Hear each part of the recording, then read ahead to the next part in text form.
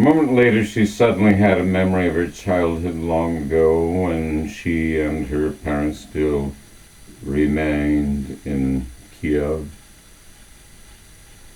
They had a large, wonderful house where her mother and father held dinner parties on occasion for their most inner circle of friends. Her mother, who, it must be said, was a bit of an actress, loved to play the cheerful hostess at the dinner parties she threw, for, of course, her mother had always gone to some length to ensure that her parties were quite successful and that everyone had a good time. Sylvia's mother was, of course, was of the old world. There was no doubt in this. She loved music most of all and would sing selections from musicals she had seen on film from England and the United States. In fact, Sylvia's transition from her life in Kiev to her life in Spokane had been, well, difficult at first, though quite smooth as well. Her mother had seen to that for the simple reason that she had been determined that her daughter would learn English, which, as everyone knows, is the lingua franca of the world. 4. On the day of Sylvia's arrival in Granite Falls, John and Robbie were filled with the excitement and anticipation of seeing her again. For more than a year, the coronavirus pandemic had prevented most people from traveling anywhere. Almost 2 years had passed since they'd last seen their grandmother. Patty and her 2 sons all got into her car that morning after breakfast, John behind the wheel. He dropped his mother off where she worked at a branch of the Environmental Protection Agency. As she got out of the car, she said, "Be sure to tell Grandmama that I probably have to work late. The reports I have to sift through never cease to pile up these days. See you boys tonight, and you 2 watch your language around her, especially you, Robbie. While she's here, I want you on your best behavior." "I'm not going to curse in front of her, Mom, don't worry," the boy said with a casual, dismissive air. Get this page turned over. "Well, I certainly hope not. Okay, love you both. I'll see you boys tonight." Later, just after lunch, John and Robbie met in the high school parking lot, and they piled into their mother's car, and John drove to the train station. "You think Mom and Dad are going to get you a car for your graduation?" "Oh, yeah, they are. Dad and I have talked about it." "Do you even know where you're going to college?" "No." "Hell, I just barely sent out a few applications, Robbie. I won't know for at least another month. I don't know if I want to go to college at all." "What else would you do?" John asked with a dubious, nearly sarcastic tone. "I don't know. Join the Air Force, learn how to fly jets." "Yeah, I suppose you could do that, but all that soldiering stuff is a lot of crap."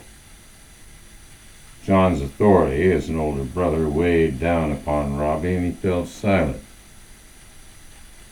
Soon they reached the train station, an old ornate brick building with curved wooden benches and a granite tiled floor in the waiting room.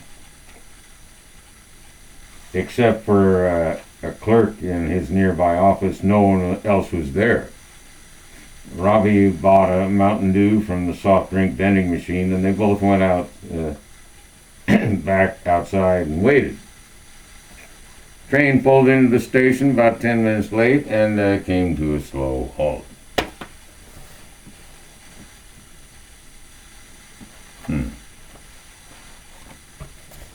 Came to a slow halt. Fucking A.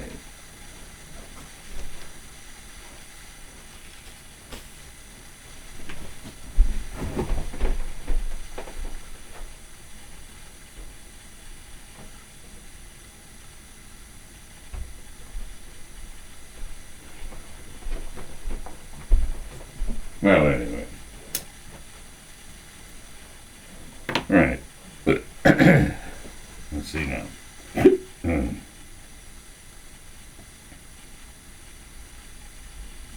Oh. Several more minutes passed, and then their grandmother finally emerged with a suitcase in each hand, a purse strapped over her shoulder, and a light brown beret holding her silver hair in place against any random gust of wind. They rushed up to her and offered to take the suitcases, which she gratefully relinquished. Oh my, you boys are growing into such big, strong men. How both of you have grown. I can hardly believe my eyes. And look at you, John. You look quite like your father. But, of course,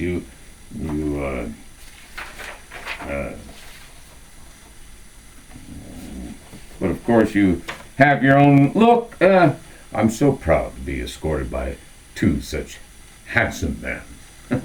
Nearly blushing under their grandmother's extravagant praises, they walked back to the car and loaded the luggage into the trunk as Grandmama narrated a story involving a young married couple she'd met on the train who were going to Seattle to spend their honeymoon.